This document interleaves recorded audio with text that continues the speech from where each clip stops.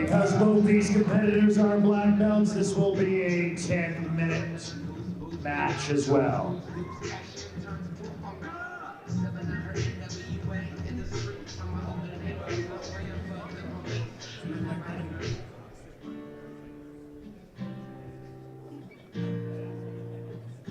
And his opponent, from WAMMA, Canada, the song might have given it away, Gaudet.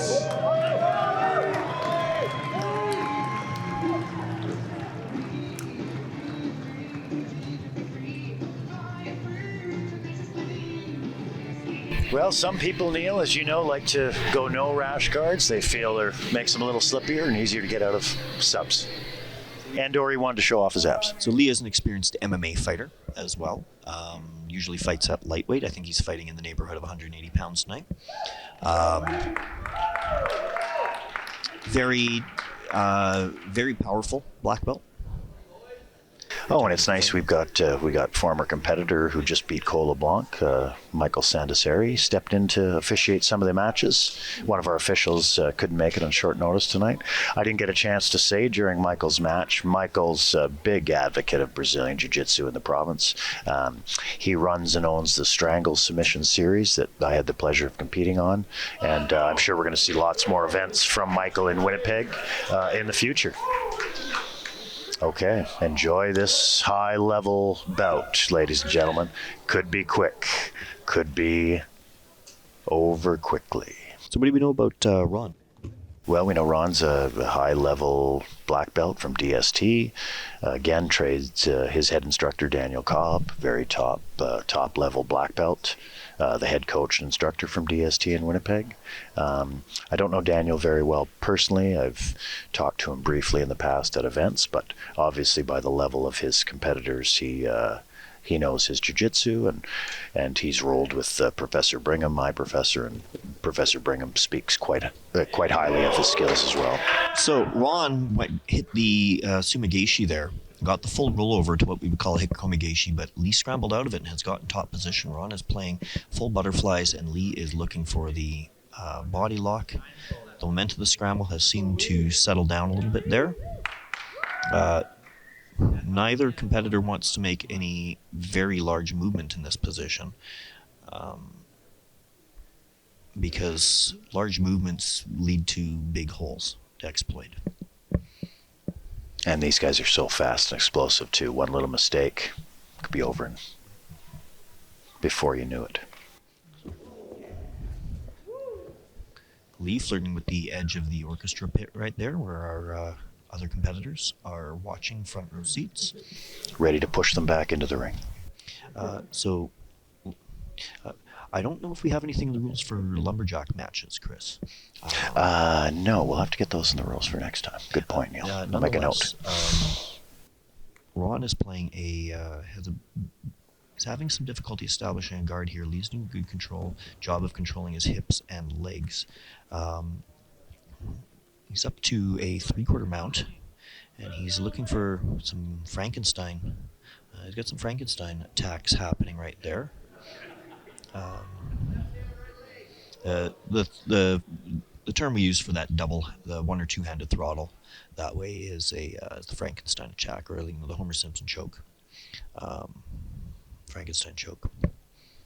So I believe Ron competed against Jason Geiger at the Strangle Series. Jason got him with a leg lock. I believe it was a calf slicer. Jason Geiger competing 2 more matches down tonight. And that was his first loss as a black belt. Ron's got a record of 2-1 as a black belt in competitions since getting his black belt.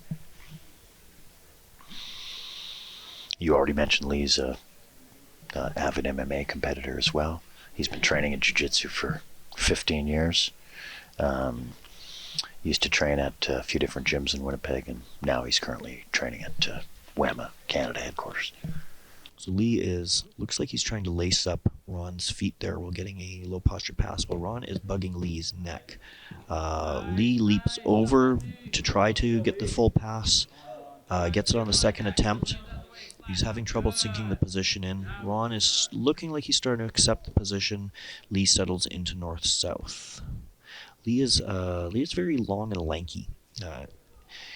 I've found that he is very good at using his limb length, setting up triangles, things like that. Ron looking for head scissor. But Lee settling into a nice heavy top position with 6 minutes and 20 seconds left in the regulation time. Good side control, good pressure. Try and transition it back. Nice.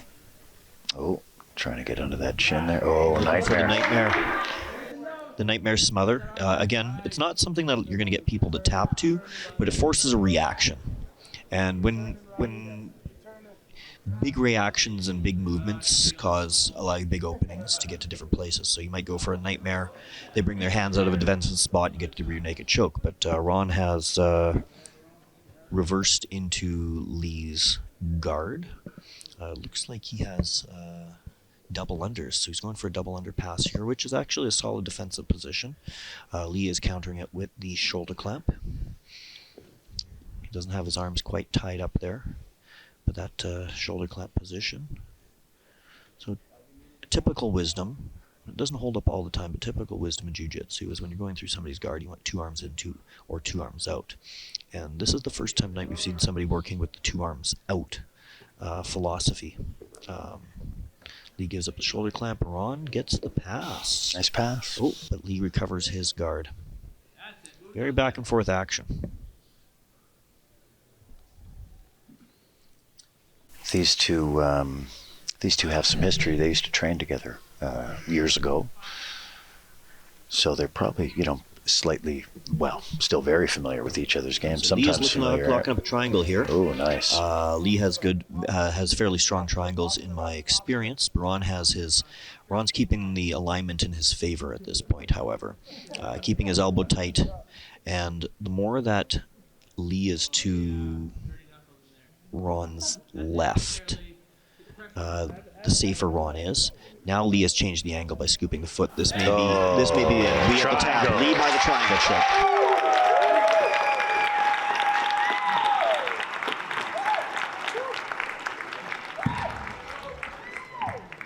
Let's hear it for these 2 black belt, high-level competitors.